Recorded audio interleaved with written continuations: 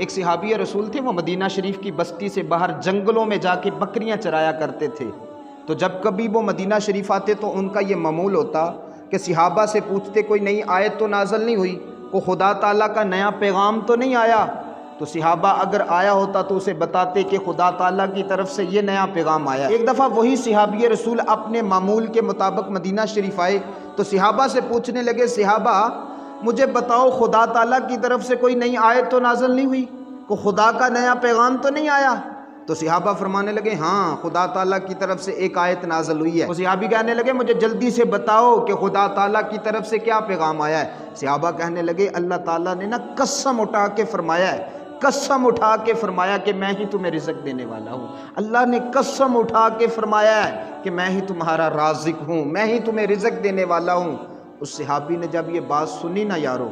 تو وہ صحابی غصے میں آ گئے۔ وہ صحابی غصے میں آ کے کہنے لگے مجھے وہ بندہ بتاؤ کہ جسے اس بات پہ یقین نہیں کہ رزق دینے والا خدا ہے، جسے اس بات پہ یقین نہیں اور جسے یقین دلوانے کے لیے میرے کریم رب کو قسم اٹھانی پڑی، مجھے وہ بندہ بتاؤ، میں اسے جا کے سمجھاؤں کہ ارے نادان خدا ہی تو ہے جو ہمیں رزق دینے والا ہے۔ اس بات کو بغیر دلیل کے مان جا کہ اللہ ہی ہمیں رزق دینے والا ہے، خدا کی ذات ہی ہمیں رزق دینے والی ہے، ہمارا رازق خدا کی ذات ہے، فقط رازق نہیں بلکہ وہ بہترین رازق ہے، واللہ خیر الرازقین، وہی خدا ہمیں رزق دینے والا ہے۔ اور جب ہمارا خدا تعالیٰ کی ذات پہ یقین کامل ہو جائے گا نا کہ وہی مالک رزق دینے والا ہے، وہی رازق ہے، تو پھر انشاءاللہ کبھی کمی نہیں آئے گی۔ اللہ تعالیٰ نے قرآن پاک میں ارشاد فرمایا جب میرا بندہ مجھ پہ یقین کر لیتا نا، مجھ پہ یقین کر لیتا تو میں اسے وہاں سے رزق دیتا ہوں جہاں سے اس کا گمان بھی نہیں ہوتا، جہاں سے اس کی سوچ بھی نہیں ہوتی۔ میرے رسول پاک صلی اللہ علیہ وآلہ وسلم نے فرمایا اگر تمہارا خدا تعالیٰ کی ذات پہ یقین کامل ہو جائے نا،